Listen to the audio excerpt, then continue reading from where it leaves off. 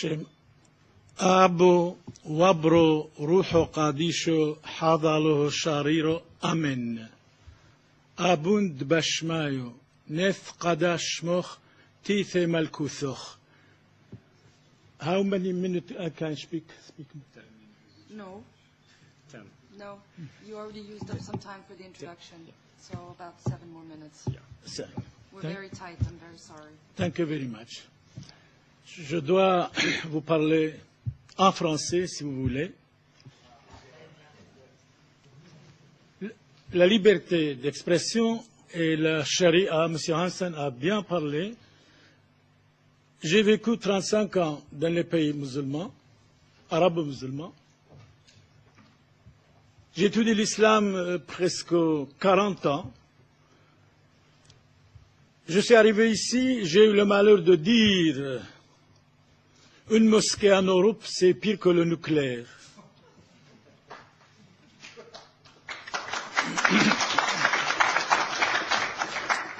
J'ai eu le malheur de dire aussi un enfant musulman bien islamisé, c'est une bombe à retardement contre les petits enfants européens.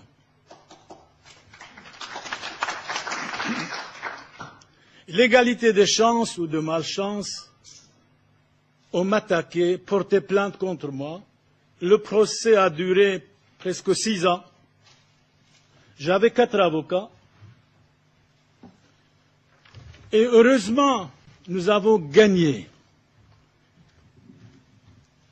Et les bien-pensants, les journalistes européens étaient fâchés. Pourquoi nous avons gagné? Ils étaient vraiment fâchés. Ils pensaient qu'on va être condamnés. Ils pensaient qu'ils vont fermer notre bouche, c'est-à-dire la liberté d'expression. Je crois que M. Hansen a bien parlé de la charia. J'aime bien aussi parler 2 ou 3 mots encore sur la charia. La charia, c'est contre les athées, les juifs, nos amis juifs, et les chrétiens. قاتلوا الذين لا يؤمنون بالله ولا باليوم الآخر وما حرم الله ورسوله. Combattez, tuez tout homme qui ne croit pas en Allah, c'est-à-dire au Dieu des musulmans. Chapitre 9, verset 29. Chapitre 9, verset 29 du Coran. En ce qui concerne nos amis juifs, le Coran dit, chapitre 31, verset 61, ça c'est la charia. Qu'ils soient maudits, tuez-les partout où vous les trouverez impitoyablement. En ce qui concerne les malheureux chrétiens, sont des infidèles. Lorsque vous les rencontrez, ou bien tuez-les à point d'en faire un grand carnage.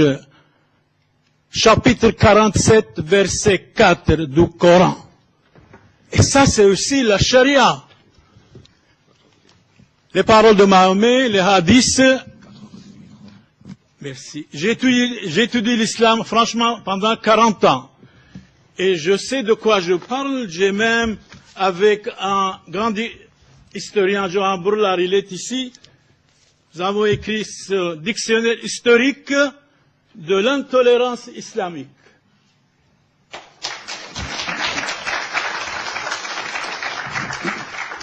2000 pages. Donc 2000 pages. Quand nous parlons, nous savons de quoi il s'agit. Nous savons de quoi il s'agit.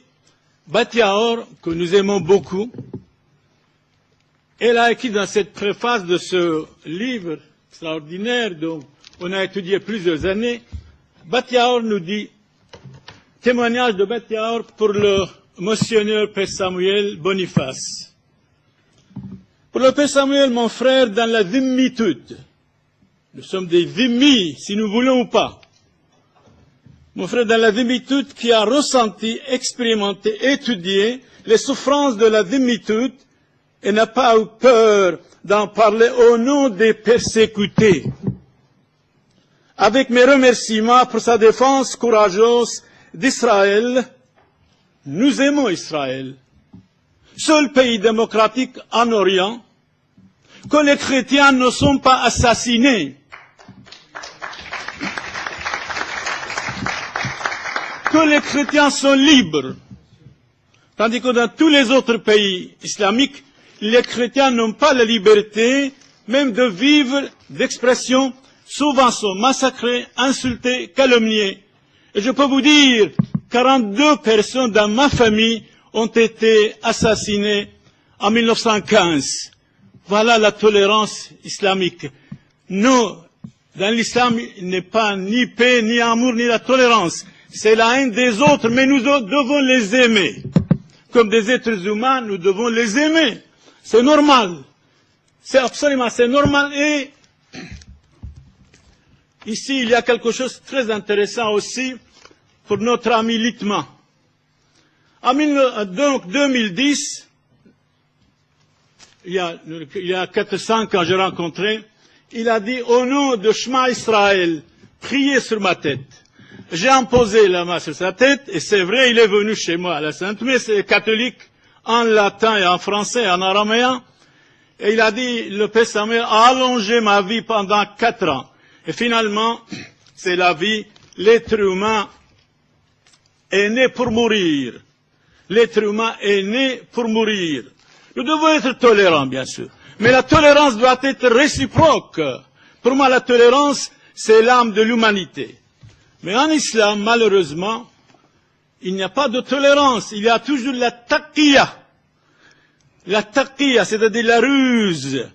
Il y a une invasion de l'Europe par l'islam téléguidé, minutieusement préparé, par nos dirigeants, par certains dirigeants, pour que l'islam remplace le judaïsme, le christianisme ici en Occident. Et nous devons dire non.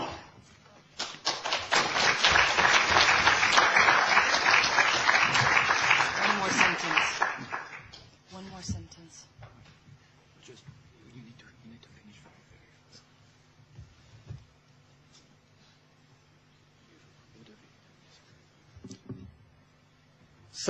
Litman, quand il est venu chez nous, il a lu un chapitre 1, la bénédiction, que Dieu bénit Israël. Et je lui ai dit, Jésus a dit dans l'Évangile, chapitre 4, verset 22, le salut vient des Juifs. Jésus-Christ a dit dans l'Évangile Saint Jean. Voilà, Beth Yaor, de notre côté, Litman, à notre côté, et il va lire, malheureusement, il n'y a pas de voix. Il était enchanté. J'ai parlé gloire au peuple d'Israël, un État démocratique en Orient au milieu de 300 millions de musulmans. C'est énorme, de 300 millions de musulmans, seul pays démocratique, seul pays que les chrétiens sont libres, seul pays que les chrétiens ne sont pas assassinés, mais malheureusement, les médias occidentaux attaquent injustement tout le temps Israël. C'est honteux.